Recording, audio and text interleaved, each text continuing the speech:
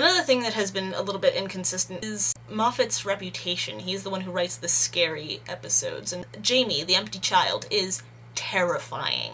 In Girl in the Fireplace, when he says, "Don't look behind you," and the Clockwork Man is under the bed, and then oh my god, terrifying. Blink, terrifying. The Vashta Nerada, scary. Not as scary in the second part of that two-partier as in the first, but still, legitimately give you a Wiggins. Season 5? Not scary. He turns the angels from something scary into something not scary. We see them move.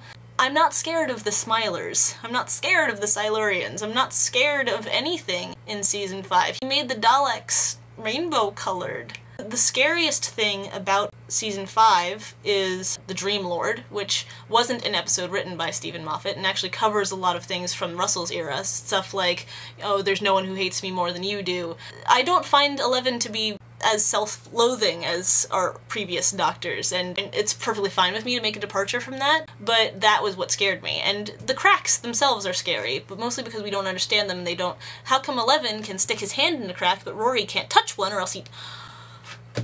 Consistency! Consistency! Stephen Moffat isn't really delivering the scary anymore, and part of the reason that that's true is because characters always have an out, because they can always just travel back in time. It's hard to be scared when everybody lives, and that was a triumphant moment in Moffat's first episode, and it's become a mockery of itself. I don't have a problem with everyone living, but there needs to be risk. And there's no longer risk when you can always go back in time. Angie said, direct quote, "Moffat's been really good at letting the Doctor use time to his advantage." Well, yes, but since when are you allowed to use time to your advantage? The Doctor is not supposed to use time to his advantage. The Doctor is supposed to doctor time. He's supposed to make sure that things run as they are supposed to, and that includes letting Pompeii burn and letting the Mars base go up in smoke and letting those people die. Sometimes people have to die.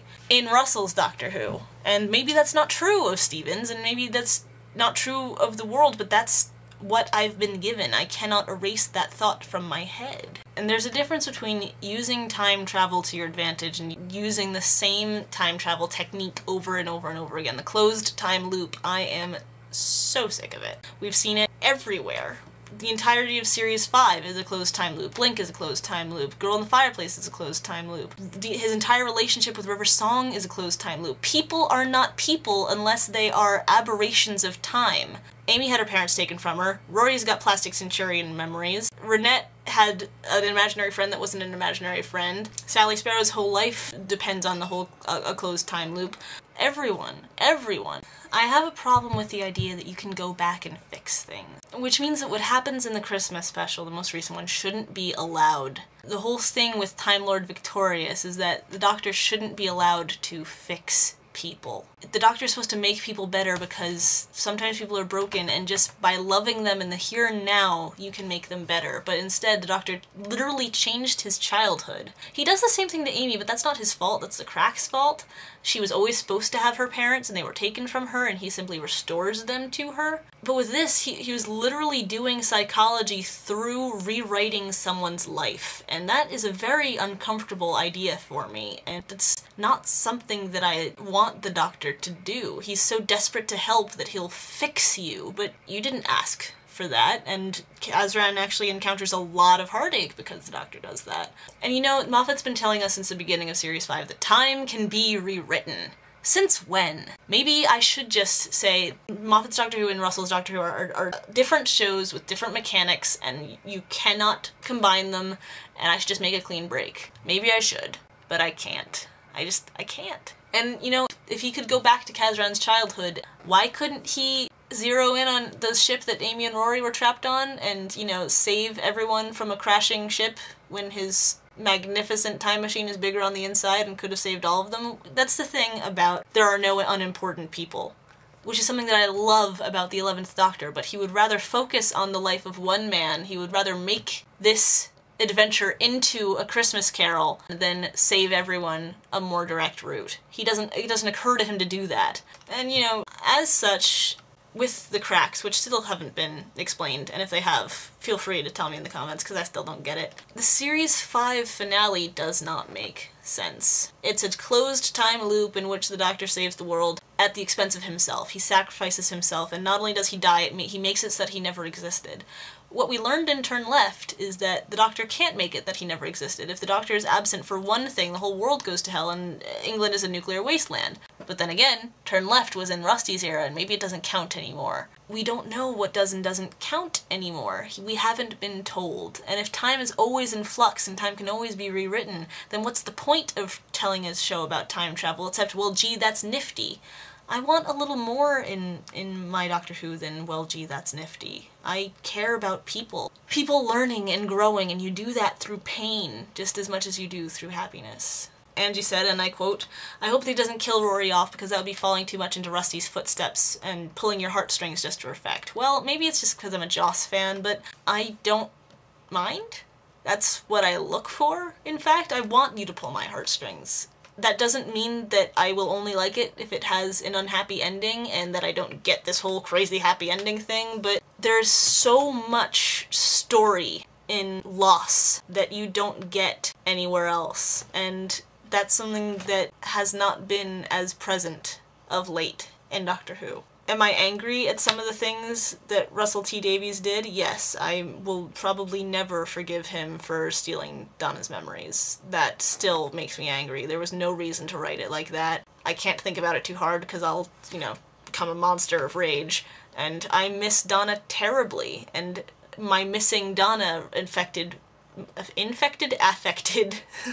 my viewing of season 5, because when Amy remembers the Doctor and calls him back in that wedding dress with her ginger hair, all I could think was, that's Donna's moment and you took it. And that's not Stephen's fault, that's Russell's fault, absolutely. You talked about, you being Angie, a return to joy and the Doctor as an eternal optimist, and I'll give you that one, and I love that one. That's great. I'm happy about that. When it was pointed out that, Rusty's doctors talked a lot about, you're not important, you don't matter, you had to prove yourself. That was before I watched Doctor Who, one of the first things I was told by a friend of mine who was trying to get me into it was, the Doctor is very picky. He doesn't trust people at first. If you impress him, he will go to the ends of time for you and you will always be in his inner circle. But if you piss him off, you're not really going to find quarter with him. And that's, for better or worse, very true in Russell's world and not true much at all in Stephen's. And, that's something that I like.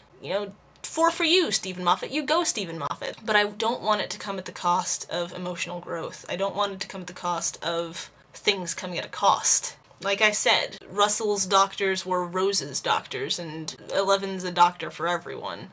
And the thing is, neither one is right. Angie said, Russell played too much with the angst and with the emotions and things like that, but Moffat's Doctor always sees the best in people. And you know what? That's true. And so we come to this point where you've got either the Joss Russell view, which is, sometimes I will do terrible things and kill off people just because you like them, and ha ha ha, and you're gonna love me for it. And that's a give and a take, and it's something that has to be to your taste.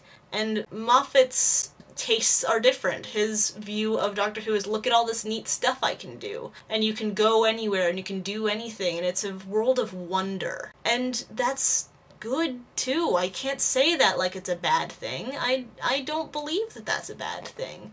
But rather than being focused on the people the Doctor is showing the universe to, it's about the universe that the Doctor is showing. And there's no right or wrong way to interpret that. So when you have people in the Russell camp and in the Stephen camp, we're speaking two different languages. It's Coke versus Pepsi. You just have a preference. That doesn't make you right or wrong. And I hope that we can learn to discuss these things without making accusations. Because what's the point? Intellect and romance triumphing over brute force and cynicism. That is what Doctor Who is about, and that is true in classic, with Russell, and with Stephen. Problem is, we have very different interpretations of what intellect and romance is with Russell and with Stephen. And Russell played too much with the angst and the emotions and things like that, but Moffat's Doctor always sees the best in people. Why should it have to be one or the other? This is where I'm going with all of this. I am saying that we should be able to coexist. There is no reason that this Rose Tyler jacket that I found and this fez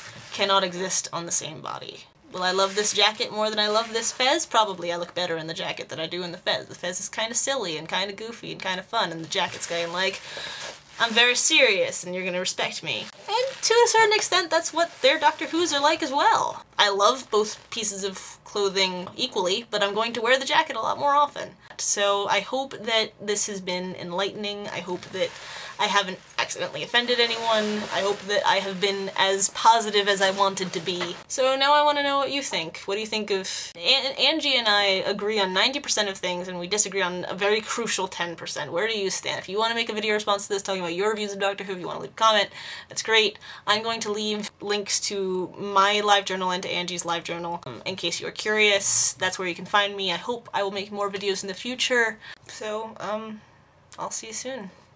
Bye.